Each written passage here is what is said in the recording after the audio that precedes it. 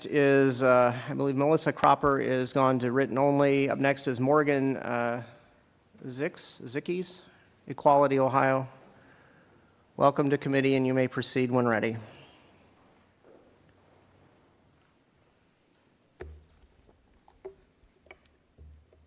Thank you. It's Zickes. Okay, sorry if I messed that up. Chair Brenner, Vice Chair O'Brien, Ranking Member Ingram, and members of the Senate Education Committee. Thank you for the opportunity to provide testimony in opposition to House Bill 8 on behalf of Equality Ohio. House Bill 8 remains a Don't Say Gay bill. The bill's reference to sexuality content and undefined terms like gender ideology invite erasure and censorship. Gender ideology is not an academic term. Gender ideology is not a legal term. Gender ideology is a political buzzword. This vague language creates confusion and disproportionately targets LGBTQ+ students and families.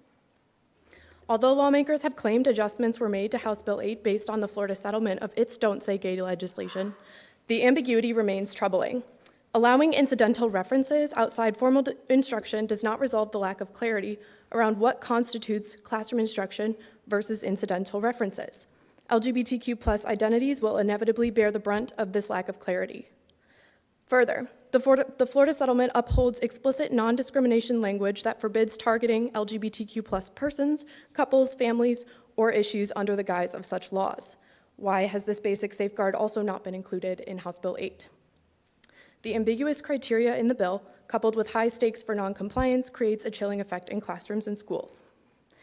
As in the wake of Florida's Don't Say Gay bill, Ohio educators might overcomply to avoid scrutiny, leading to further marginalization of LGBTQ+ students. And Ohio schools are already grappling with the fallout of rhetoric from bills like House Bill 8, making this reality impossible to ignore. The bill's provision mandating the disclosure of a student's sexual orientation or gender ideology to parents, or gender identity to parents without clear implementation guidance, places educators in an untenable position. While mandatory reporting obligations are crucial, discretion must remain to protect students from harm.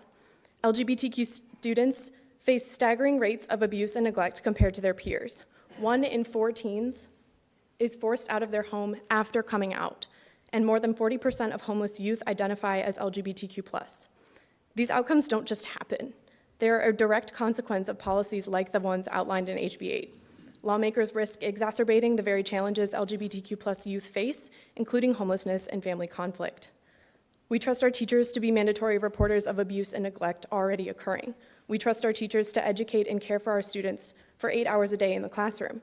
Mandating that a teacher report knowledge of a child's gender identity without safeguards or discretion for when that information would lead to abuse or neglect of a child is reckless and puts our educators in an unimaginable situation. It is also worth noting that the provisions targeting the LGBTQ+ community were not part of the original bill. They were added as a political move. For all young people, figuring out who they are is a deeply personal journey.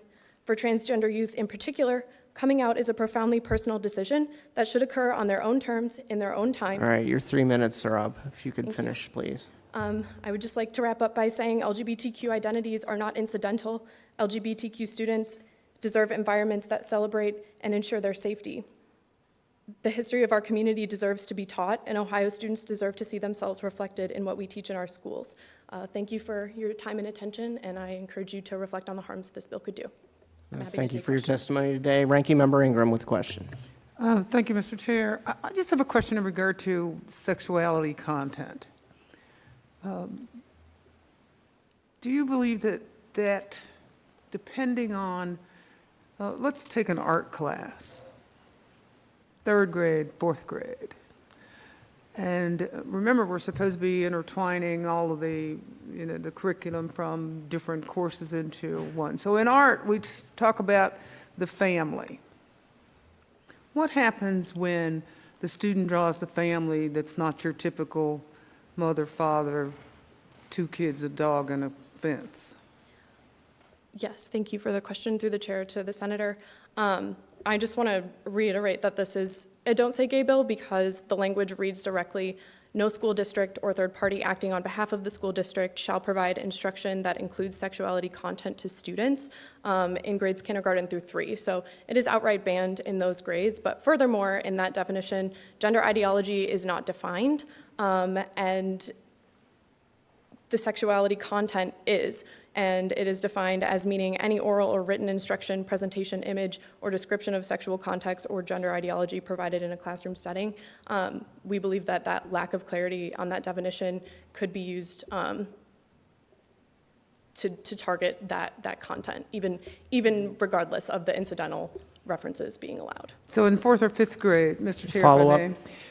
So in 4th or 5th grade, when the student draws a picture of 2 daddies and 2 children, a daughter and a son, is that possible that when one of the other kids notices it and says something about it, as the family, could that be perceived as something that happened in sexual content? It could be, again, through the chair to the senator, regardless of the provision that allows for the incidental reference in homework, should a student decide to do that. It is certainly vague enough that it could be weaponized. Thanks. I don't see how that's possible based on the way it's been drafted. But that is your opinion. Are there any other questions from committee members?